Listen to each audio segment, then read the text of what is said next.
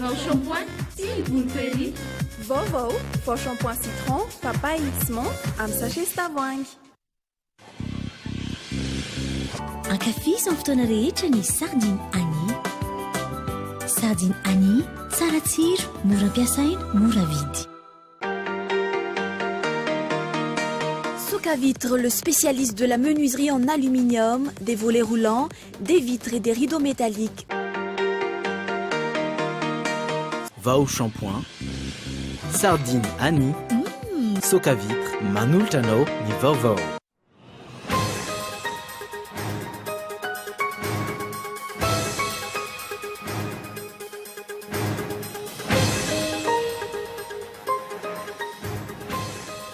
Katsikatsi politika avolenta no ambadiky ny raharaha valomanana. Ahina ho saritsary mpitsarana no hitranga raha ampitso no iona amin'ny mpitsaranyity filoha teo aloha ity. Anatrika izany ireo mpisolo vava malagasy roa sy ilay afrikanina tatsimy Brian Coren. Eloka hitazomana azy ihany ny fidirana antsokosoko teto Madagasikara. Fampiavana-pirenena, animba fampiavana-pirenena fitarian'ny filoham-pirenena ankehitriny izany olo araham-baovao iray akaiky ny FFM androany. Ny FFKM izay tsy manao politika ary tsy afaka niara-iasa amin'ny mpanao politika amin'ny fampiavanana. Araka izany, mbola ifandrohitana ny resaka fampiavana-pirenena. Tsy mifanohitra fa mifameno kosa izany ho ny FFM. Misy ihany anefa ireo vondron-kely mieritreritra fa natao anjorom-bala toy ny AV7. Tsy mbola voaresaka ihany koa ny fanonerana ireo rehetra ny arambona sy ireo orinasa may tamin'ireny fotoanan'ny krizy ireny.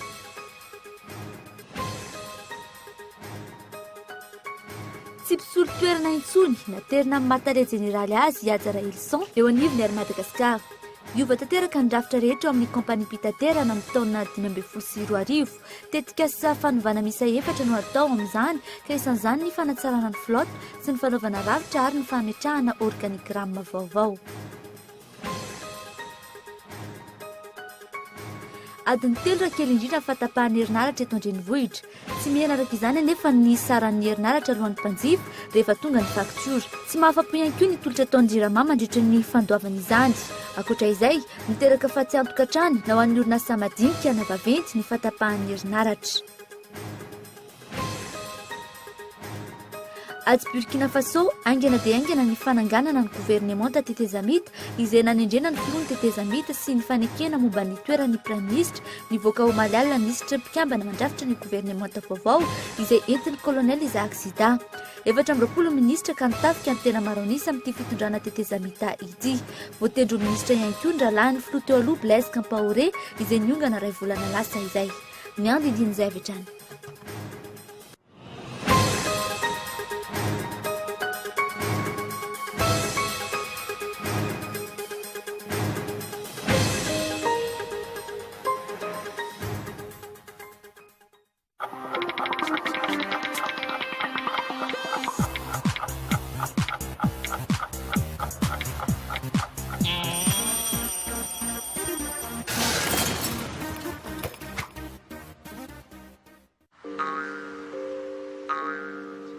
Tanane.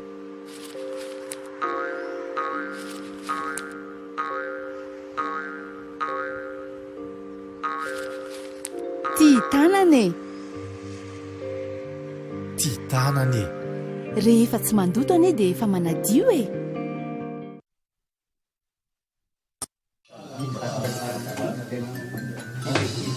Bon, inona no ataontsika gadao amin'ity taona ity? Ny anaty tranquille, za koa manana tomobile.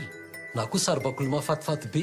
Tian'ny ankizy vavy kely ty a. Maty tsy mivo zany e, fa tsisy zavatra fa. Iza no monjy any dadabe Noely.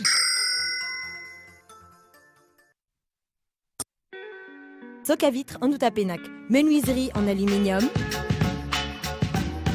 rideaux métalliques, volets roulants, vitres, tôle,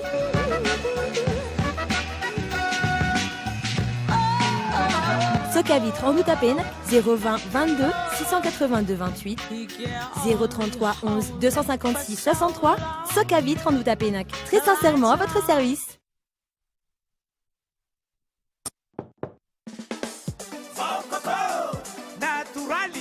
Zato isanjato Vaovao tsy miparitaka Vaovao tsy mandoto sady mora hoentina Vaovao azo antoka mitahotra orana Tsara ok ya mora ampiasaina Vao Coco tsara ho zaho zato ariary 12 ans déjà. Université privée habilitée par l'État vous propose filière informatique de gestion, multimédia et communication, management des affaires, management du BTP. Diplôme Bac plus 2 à Bac plus 5. Offre spéciale. GSI TOS, droit 0 arrière, écolage 40 000 arrière. Inscription ouverte au GSI TOS 033 84 160 56. Au GSI Antananarivo 034 60 543 90. GSI Analake 033 12 606 92. Tongolo voatetika, miavaka milk, paty, ampio sardine Annie. Vita ny sakafo. Sardine Annie, ankafizo amin'ny fotoana rehetra. Mofo mikarepoka, tetika voatabia. Ampio sardine Annie. Vita ny sandwich. Ankafizo amin'ny fotoana rehetra ny sardine Annie. Sardine Annie, tsara tsiro, mora ampiasaina, mora vidy.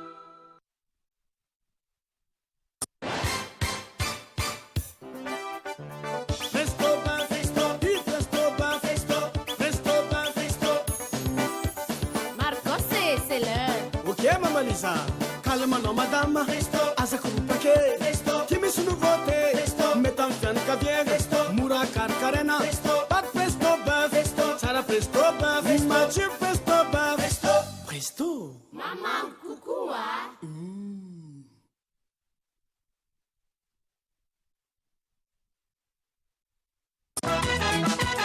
Eo ambany fiain'Andriamatoa Erajonary Mampianina, filohan'ny Repoblika Madagasikara, Andriamatoa Kolo Roger, Prime Ministre, ny misy mpanjakana misahana amin'ny fotodrafitrasa, ny fampitaovana ary ny fanajariana ny tany, ny ministra ny asa vaventy, ny ministra ny fitaterana sy ny famantarana ny toetrandro, ny ministra ny ady-tany sy fitezara-pahefana, dia manohitra ho anao ny Kongresy Malagasy momba ny lalana sy fitaterana, andian'ny fahadimy, ny 9 7 8 Novambra 2024 ao amin'ny CCI Vato. Ahitanao trano eva isy fampirantiana ireo sihatrasa rehetra mahakasika ny lalana sy fitaterana, fiofanana arak'asa sy fizarana traikefa momba ny fanamboaran-dalana sy ny fikojakojana ny lalana. Isy mpanakanto malaza ho avy anafana ny fotoana isan'andro. Isy fanentana sy loka marobe ho zaraina, tsy misy vidim-pidirana. Ny lalana sy ny fitaterana, fitaovana mahomby entina miady amin'ny fahantrana. Sponsor officiel BIT IMO, Colas, BOA, Airtel, Total, SPAT. Partenaire officiel Zidex, Technet Group, Sogia. Sponsor Groupe Gigi, Henri Fraise et Fils, Materoto, Vivo Énergie, Jovina. Ny ray novambra ka hatramin'ny 1 décembre tombola lehibe miaraka amin'ny tranombarotra Baolay, mety azahoana télévision 3D Changong 42 pouces sy réfrigérateur Hisense. Tsotra ny fandraisana anjara, mividy entana 100 000 ariary dia mahazo ticket tombola iray. Tsy ireo ihany fa mbola maro be ny loka ho zaraina. Tonga avaingana ary manantona ny tranombarotra Baolay amin'izao farany taona izao sao ianao no azo an'ilay télé goavam-be. Fisarihana ny 1 décembre. Baolay, ny tsara trano. Efa fetsahady eo amin'ny galerie sivy ary anao tiaro ny fiainam-bidy. Misy ireo entana manaraka ny teknôlôjia avolenta, alarme sy vidéosurveillance, ordinateur portable, imprimante, consommable informatique, tablette, téléphone naïka farany, fahitalavitra, appareil photo sy caméra, ampli baffle sy izay rehetra mety électroménager. Aza mandeha lavitra tsony, tokana ny safidiko galerie sivy, malagasy mivoatra. Ampita amin'ny Central Hotel, Tsaralalana.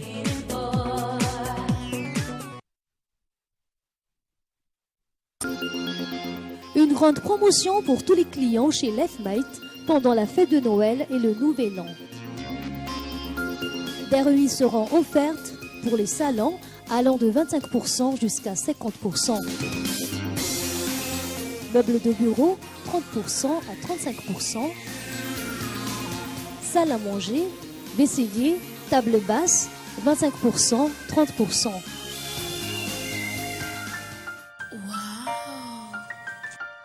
Des cadeaux surprises attendent les clients pendant cette promotion.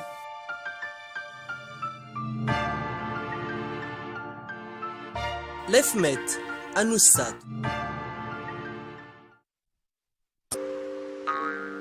Titanane.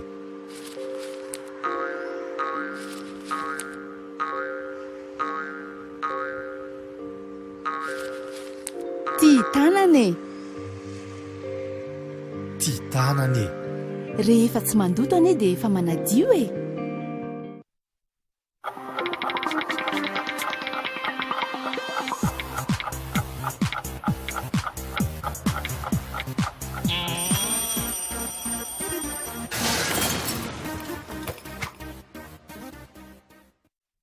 miarabanao indray tomboka lasy tomboka avy tonga soa amin'izao fiantomboany herinandro vaovao izao manasanao ary anaraka ny fampahalam-boa eto amin'ny fahitalavitra ny Golo TV hatramin'ny farany. Araka ny fanaraindao tany anatin'ireo lohatenim-baovao nimba ny fampihavanam-pirenena ny fitarian'ny filoham-pirenena ankehitriny izany hoy ny loharanom-baovao iray akaiky ny FFKM androany FFKM izay tsy manao politika ary tsy afaky ny hiara-iasa amin'ny mpanao politika eo amin'izay fampihavanana izay araka izany mbola hifandroritana ny resaka fampihavanam-pirenena tsy mifanohitra fa mifameno kosa izany hoy ny avy eo anivon'ny FFM misy any anefa ireo vondron-kery mieritreritra fa natao anjorom-bala toy ny AV7 tsy mbola voaresaka ihany koa ny famonerana ireo rehetra ny arambonina sy ireo orinasa mahita amin'ireny fotoana ny krizy ireny. Fanateliana. Fampiforiana ireo filoham-pirenena efatra teo aloha sy ny filoham-pirenena am-perinasa io no lalana hitan'ny FFKM sy ny FFM fahatongavana makany amin'ny fampihavanam-pirenena ankoatra ny fampiarana ny 4F. Tsy nisy voaresaka kosa ny mikasika ireo rehetra ny arambony sy ireo vondrona hafa ankoatra ny izy 10 mirahalahy ireo. Tsy mbola nisy ihany koa ny fiainoana ny hevitra ireo mpanao politika maro samihafa izay nahasedra fifidianana ary mpandray anjara fototra feno amin'ny raharaham-pirenena ary manana ny vahoaka mpanohana azy. Taoriany dingana nataon'ny FFKM niodina manodidina ny ravalomanana marika indray ny adevitra momba ity fampihavanam-pirenena ity lalan'izay nokian'ny filohan'ny AV7 androany. Ny fahitana azy toboronena ao anatin'ny efitrano amin'ny olona efatra le izy olona 10 ireo filoham-pirenena ary samy manana ny filazany zahay tompoko dia miteny fa ohatrany tsy mety loatra raha izay no hitondrana n'le raharaha satria ny mpanao politika rehetra tokony handray anjara amin'ny resaka fampihavanam-pirenena événement politika ny misy teto dia mba angatahanay mba ho hitarina bebe kokoa ny resaka fampihavanam-pirenena fa tsy angatahana hevitra satria raha ohatra ka angatahana ny hevitry n'olombitsy eo dia ohatra ny eritreretinay misy tanjona ambadika tsy fantatra ho fizaran-tseza sa inona ny tiana tongavana tiana hamototra olona migadra sa inona fa zahay dia miteny ilaina ny fampihavanam-pirenena fa hitaro le izy ary oka le olona netra ny hitarika azy. Raha ny fanazavan'ity filohan'ny AV7 ity ihany koa dia mbola mitoy ny fanomezana ny tambokaraman'izy ireo avy amin'ny fanjakana manodidina ny efajato eo ihany koa ireo orinasa eto Madagasikara mahay simba tamin'ireny fotoanan'ny krizy ireny. Raha ny fanazavana nentin'ny FFM dia tafiditra anatin'ny dingana amin'ny fampihavanam-pirenena ny fanonerana azy ireo. Hatreto anefa tsy mbola hita izay fampiaran'izany. Isan'ireo orinasa maina nandritra ny krizy 2024 ohatra ny orinasa ny filoha teo aloha marika ravalomanana, ny Magros ny MBS ary ny Diko izay nanome asa narivony maro. Antony ara-politika ny mbola tsy nampisokatra azy ireny raha ny fanazavana no entin'ny ministry ny indostria. Ataosika an'izay fotsiny izy fa sy tiako any miteny aloha fa ngamba ho hitanareo fa kely sisa dia misy orinasa mpanjakana taloha isangana. Mbola maro ireo lafin-javatra mila dinihana mikasika ity fampihavanam-pirenena ity. Fanontaniana mbola iandrasam-balina ny hoe iza marina no hanao inona ao anatin'izany. Efa vonona ny havana ve ireo ampihavanana? Afaka iray loha sy to fomba fijery ve ireo mpanao politika toy ny filoham-pirenena sy ny FFM ary ny FFKM izay tsy mpanao politika nefa samy mitarika ity fampihavanana ity. Mahaloana ireo adevitra rehetra ankehitriny mbola baraingo izay tena hoendrika hita maso azo tsapain-tanana hitariana izany fampihavanam-pirenena izany. Raha ny fivoriana sy ny fifandraisan-tanin'ireo mpitarika ankolafy efa hatrany Maputo tamin'ny taona 2024 no efa nahitan'izany. Raharara valomanana kosa indray kajikajy politika avo lenta no ambadiky ny raharara valomanana profon'izany hoe tsy voalohany no tonga teto ary ny ona tamin'ny valomanana Ibrahim Karin saingy ankehitriny vao nampahafantarina izany araka ny loharam-baovao akaiky ny filoha teo aloha amin'ny herinandro ity ihany koa no hitondray ny raharaham-pitsarana momba azy rehefa avy niaona tamin'ny ilay mpisolo vava azy ny marika valomanana eloka hitazomana azy ihany koa ny fidirana tsokisoko teto Madagasikara. Fanatetiana. Paikady ny SADC ve ny firosoana amin'ny fitsaranan-valomanana marika mba hanatrara ny grâce présidentielle amin'ny fiandohan'ny taona 2024 rehefa niatona nandritra ny 2 herinandro ito indray ny raharaham-pitsarana ny filoha teo aloha marika valomanana any Antsiranana. Inona ary ny dossier hitsarana azy? Mazava fa raharaham-pitsarana mazava no hiambenana azy any Antsiranana fa tsy fiarovana ny hainy fotsiny arak'izay nambara teny aloha. raha tsy ahivina ny fidirany antsokosoko teto Madagasikara no hitazomana azy ihany. Raharaha izay nahavoatontoana ny anarany tao anatin'ny famitorana natao ireo mpiasan'ny SCM efatra sy ny mpiambana manokana azy Jean-Marc Komba. Ireto farany izay tsy nahinona vaovao intsony ihany koa no momba azy. Ny fidiran-dravalumanana antsokosoko teto izay tranga azo iarovan-tena tsara raha ny filazan'ireo mpomba azy.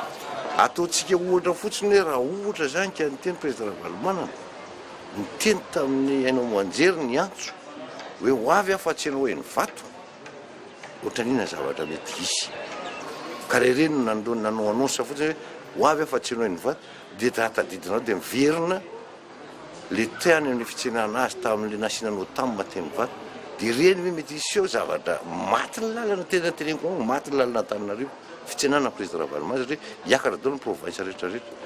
Herinandro isa dia feno roa volana katroka nitazomana ity filoha teo aloha ity tany Antsiranana. Ny famaofao be ihany ny resaka mikasika izay teny nitazomana azy tany an-toerana tamin'ny fotoana nisamborana azy nalaza ny filoham-pirenena fa fiarovana ny ainy natao. Taty aoriana nefa niovindray ny resaka. Fandikana ilay andiny fa 2020 ao amin'ny andinin-dalàna famaizana indray no hitazomana azy. Sazy fanameloana ho faty no tambin'ny fidirana antsokosoko eto Madagasikara. Ny herinandro farany teo nanome toromarika ireo mpomba azy ihany koa ny SADC ny amin'ny tokony anginan'izy ireo. Nangina ihany koa ireo avy amin'ny fitondram-panjakana nandritra izay fotoana izay. Re ihany koa fa resaka politika avo lenta no ambadika ity raharaha ity. Araka ny fanadidina natao, azo heverina ny sy ny fanomezana fa mitsora-keloka na ihany koa grâce présidentielle ho an'ity filoha teo aloha ity raha ny fandehan'ny raharaha ankehitriny. Saritsary pitsarana fotsiny ve no tanterana amin'ity herinandro ity fa efa fantatra mialoha ny hoton'ny tantara rehefa hitambatra ho vondrona iray goavana ny HVM sy ny mouvance Ravalumanana aoriana io anotofan'ireo hery politika misongadina hatramin'ny taona 2020. Mbola amin'izay pejy politika izay hatrany taorian'ny diantany Aostralia ny resahana momba ny tontolo iainana nitsidika ny tanàn'ny fianaran-tsony ny filoham-pirenena era-jonary-mampianina ny zoma sy ny asabotsy farany teo ity no fitsidiana ofisialy faharoa nataony taoriany na filoham-pirenena azy fitokanana foto-drafitra sy ny sahenina fametrahana vato fehizoro teny amin'ny oniversité Nandrainjato sy ny kianja nampasambazaha ary fitsidiana ny orinasa malagasy no natao nandritra izay fitsidiana nataon'izay. Fanadiny Gaetan Ndretsilavo. Fanondroana izao ny filoham-pirenena malagasy era-jonary-mampianina sy ny vadiny ary ireo delegasion nantariny no nitsidika ny tampon-tanàna ny Fianaratsoa. Nisongadina nandritra ity fitsidiana nataony ity ny fanokafana foto-drafitr'asa amirona bebe kokoa amin'ny fampianarana sy ny fampandrosoana. Nisy arak'izany fanokanana ny ISST na ny Institut Supérieur des Sciences et Technologies teto Amboaloboka. Ivitoerana natokana ho an'ireo mpianatra ny université izay natokana andalinana misimisy kokoa ny sehatra ny famokarana voaloboka sy ny fanatsarana ny divay izay isan'ny mampalaza ny faritry Fianaratsoa. Isy arak'izany fiaraha-miasa eo amin'ny mpandraharaha malagasy misehatra momba ny divay sy ny ministera ny fampianarana ambony sy ny fikarohana. Ankoatr'izay, teo ihany koa ny fanokafana foto-drafitr'asa misa 3 teny amin'ny université Andrainjato dia nivitoerana ho an'ny mpianatra ny centre universitaire de formation professionnalisante sy ny bloc administratif ho an'ny mpampianatra. Taorian'izay niroso tamin'ny fanokanana ny lalana teo Pasambazaha Fianaratsoa ny filoha. Nisy tamin'ireo fanokanana zava-bita efa natomboka tamin'ny andron'ny tetezamita, teo ihany koa ireo zava-bita tamin'ity Repoblika fahaefatra ity. Isan'izany ny fitokanana ivitoerana fampiofanana arak'asa natokana ho an'ny vehivavy izay niarahana tamin'ny ramatoa Voangy era-jonary-mampianina teny amin'ny lapan'ny tanàna. Isan'ny azo tombony amin'izany ireo nandaony sekoly, ireo reniny sarabady sy mamelo tena. Ankoatr'izay, teo ihany koa ny fametrahana vato fehizoro fanorenana sy fanatsarana ny tontolon'ny fampianarana ambony any an-toerana. Isan'izany ny vato fototra ho an'ny faculté de médecine sy ny vitrine numérique teny amin'ny université Andrainjato ary ny vato fototra ho an'ny fanatsarana ny kianja ny filalaovam-baolina ao Ampasambazaha. Ny sabotsy maraina mialohan'ny iverenany eto Andrenivohitra nisy fitsidiana natao teny amin'ny orinasa malagasy iray teny Akijana. Fanodinana zavamaniry, fanaovana fanafody sy fakana zavamanitra ampiasaina amin'ny produit cosmétique. Amin'izao fotoana izao, fakana zavamanitra avy amin'ny artemisia izay hita manerana ny nosy, ampiasaina amin'ny fanafody edena amin'ny tazomoka ny tena ivan'ny famokarany. Fanadina hemitra amin'ny fotoana tsy fantatra sa ny fifidianana kominaly miomana mafy amin'izay fifidianana ho avy ny mpitondra ankehitriny faritra enina Ambalavao Isandra Lalangina Vohibato Ambomasoa sy Kialamavono no nametrahana tamin'ny fomba ofisialy ny vondrona politika ny mpitondra ny alakamisy farany teo.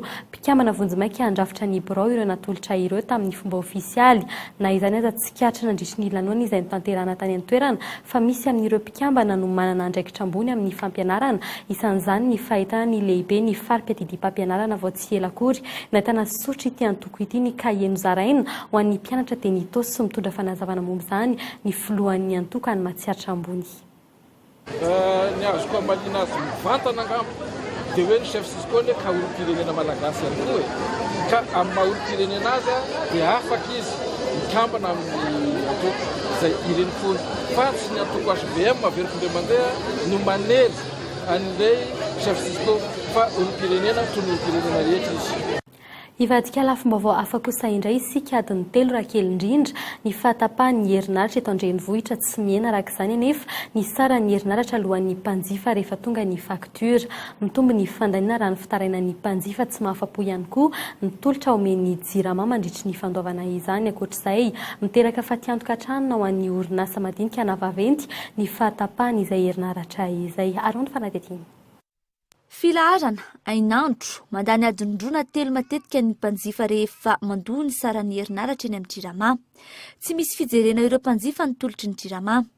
Akoatra izay, tsy tantaratra eny amin'ny faktura ny fahatapahan'ny herinaratra matetika sy lavareny amin'ny faritra iray. Isa mampentram-panontaniana ny mpanjifa ny mbola ekaran'ny vidin-jiro nefa ny fahatapahan'ny herinaratra isanandro.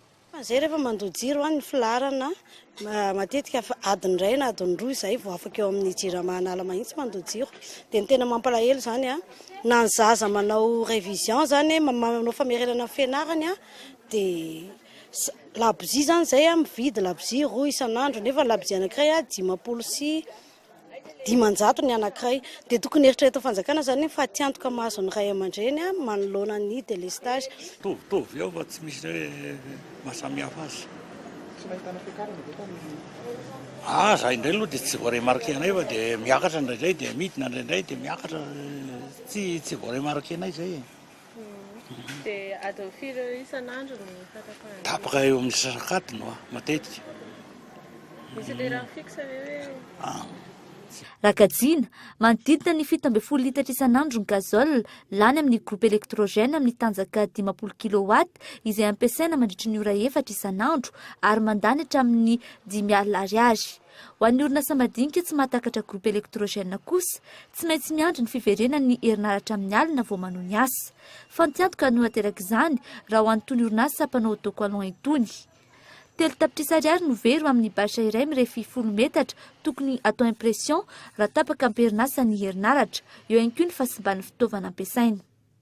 Marsa adiny roa eo zany fahatapahan-jiro dia misy fiantraikany be dia be amin'ny asanay ilay izy satria raha toka misy olona miandry eto impression nataonay dia ilay impression zany tsy continue mandrapatonga an'ilay jiro fa vao misy olona miandry dia tapaka le jiro dia tapaka arak'izay koa le basy na le autocollant izay ataonay dia tonga dia a refaire tanteraka mihitsy dia matiantoka be zay amin'le izy.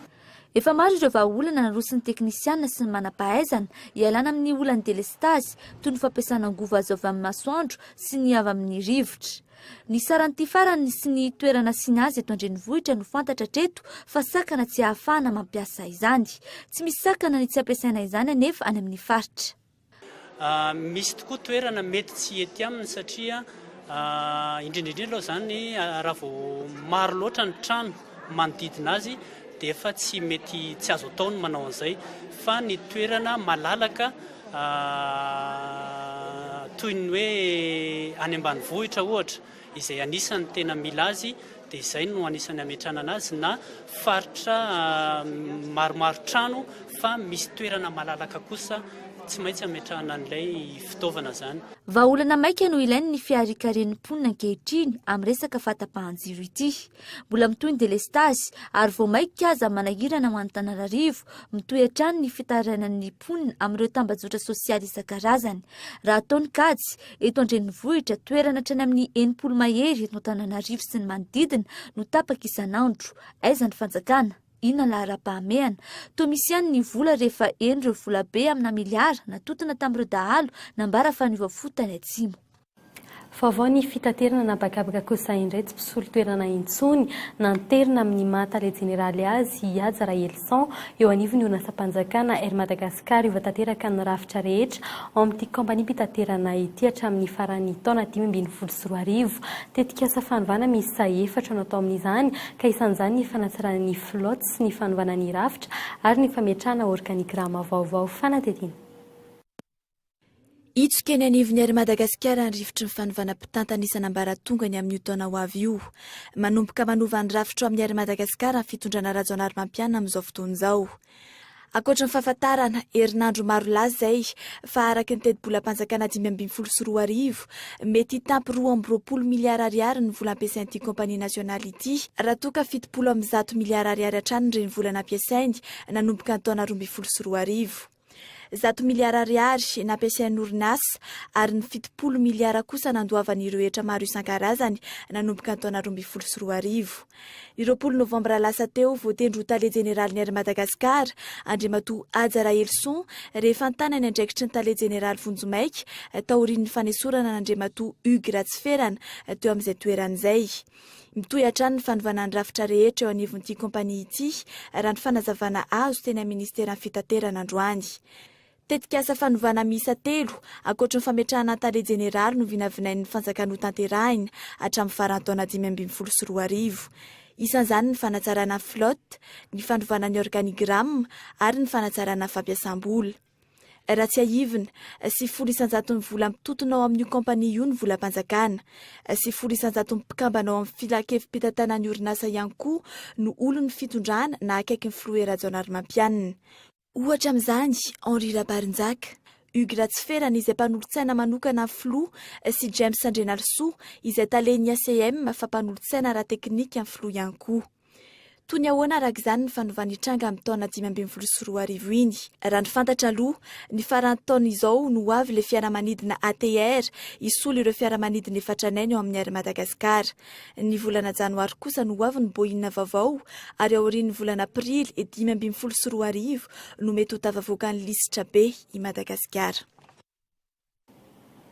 Eo amin'ny tontolon'ny asa kosa indray efatra tapitrisany isan'ny olona tsy hanasa amin'izao ary heverina fa tokony efa ao anatin'ny tontolon'ny asa amin'izao fotoan'izao eto Madagasikara raha entotany isa farany avoaka ny stade tambany kosa nefa ny tany tsy fananana asa eto Madagasikara.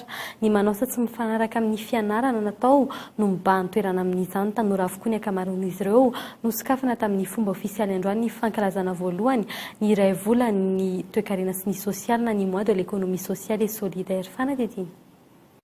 Efatra tapitrisany olona tsy hanasa ary tanora avokoa ny 7 isanjaton'izy ireo. Raha entotany isan'ny voaka ny 3 isanjaton'ireo dia tsy manana asa atao na kely azy, tsy manao asa mifanaraka. Amin'ny fianarana na ny mari-pahaizana ny kosa ny 12 isanjato ary vao nivoaka ny fianarana ny ankamaroan'izy ireo. 3,4 isanjato ny tany tsy fananana asa eto andrenivohitra raha toa ka 4,7 isanjato izany ho an'ny any ambanivohitra. Isan'ny tanjona amin'ity ESS ity ny fanampiana ireo tanora hamorona asa ho an'ny tenany.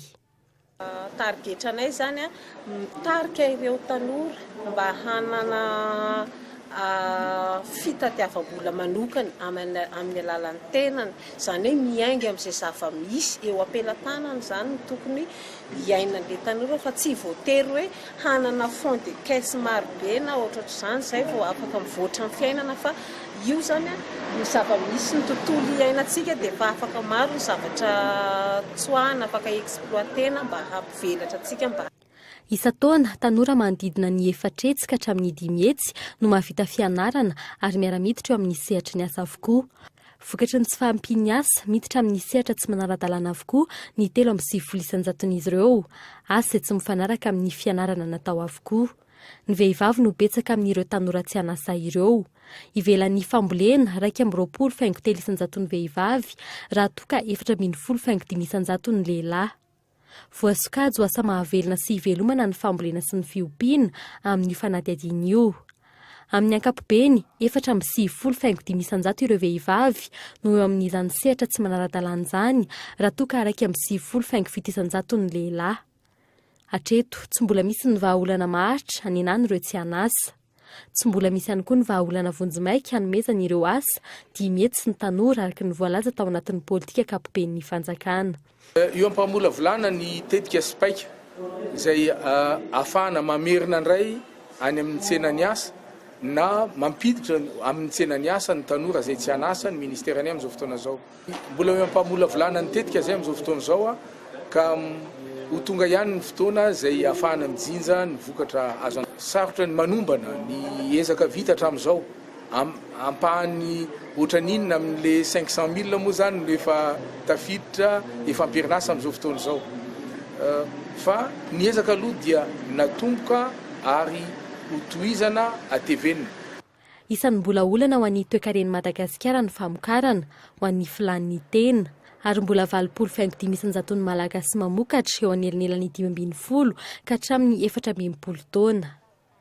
2,30 taona ny salan-taonan'ny olona miasa ary 7,30 ny olona miasa dia latsaky ny 20 taona avokoa.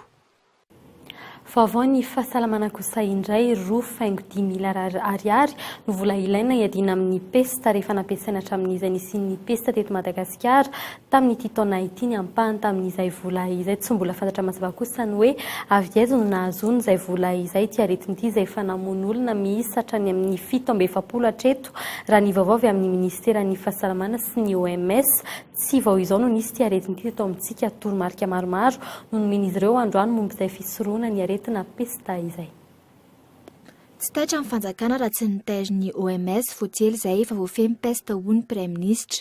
Sous contrôle ny pesta ka. Zany hoe nisy petit cas sporadique ihany izy iny tsy avy eto Antananarivo fa avy any Torakafany. Zany hoe tsy diagnostic moa tsy dia mora loatra. Tsy mora ka quelquefois hoe tsy dia fantatra loatra kanefa tonga teto izy ihany.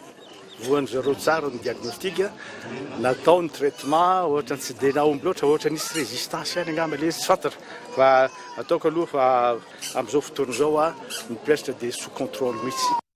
Toy ny fanohatra amin'izany nefa nitatitra voaray androany mbola misy 7,30 hafa ahina ho voan'ity aretin'ity any amin'ny faritra Tsoromandidy sy Marinarivo ny faritra mena hatreto izany hoe rafitinina sarotra ny filazana fa voafemy pesta raha tsy sitrana tanteraka ireo 7,30 hafa voan'ny pesta ireo.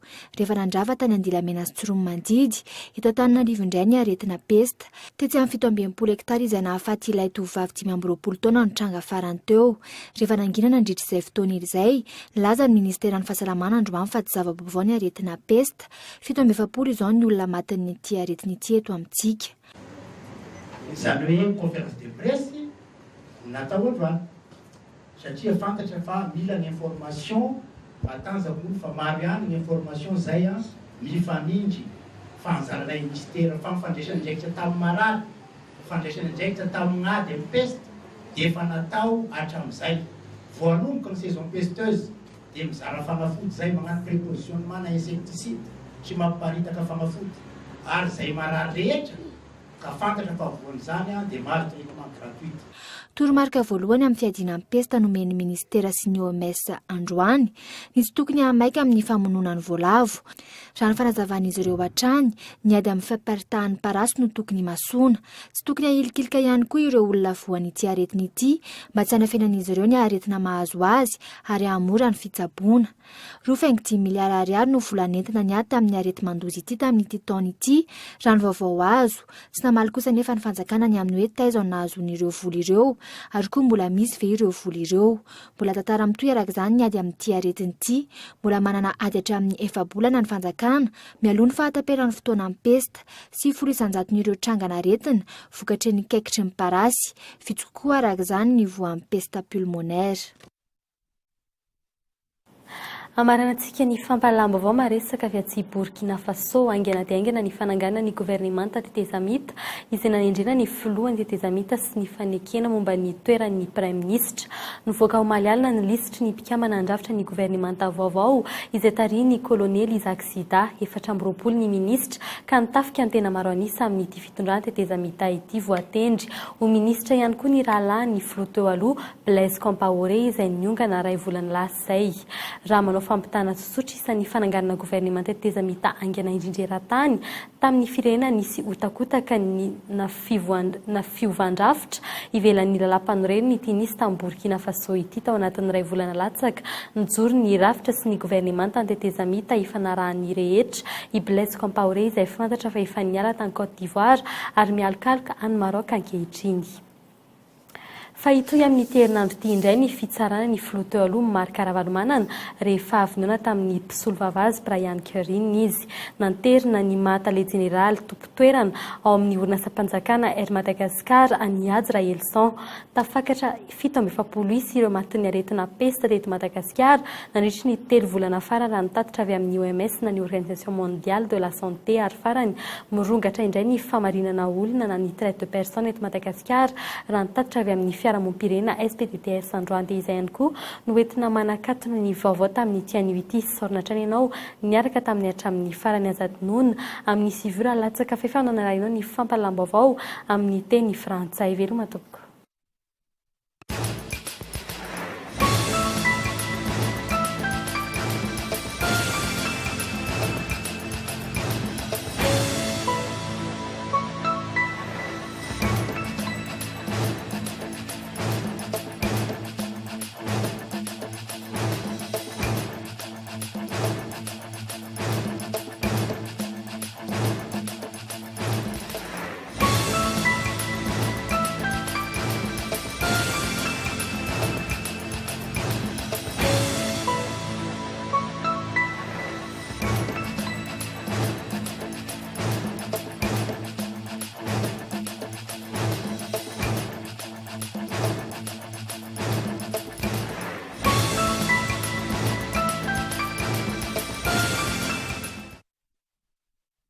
Vaovao shampoing, si vous le Vaovao, vao shampoing citron, papaye mixement, amin'ny sachet sy tavoahangy. Ankafizy amin'ny fotoana rehetra ny sardine Annie. Sardine Annie, tsara tsiro, mora ampiasaina, mora vidy. Soka Vitre, le spécialiste de la menuiserie en aluminium, des volets roulants, des vitres et des rideaux métalliques. Ny fampahalalam-baovao Kolo TV dia niarahanao tamin'ny Vaovao shampoing, sardine Annie, Soka Vitre,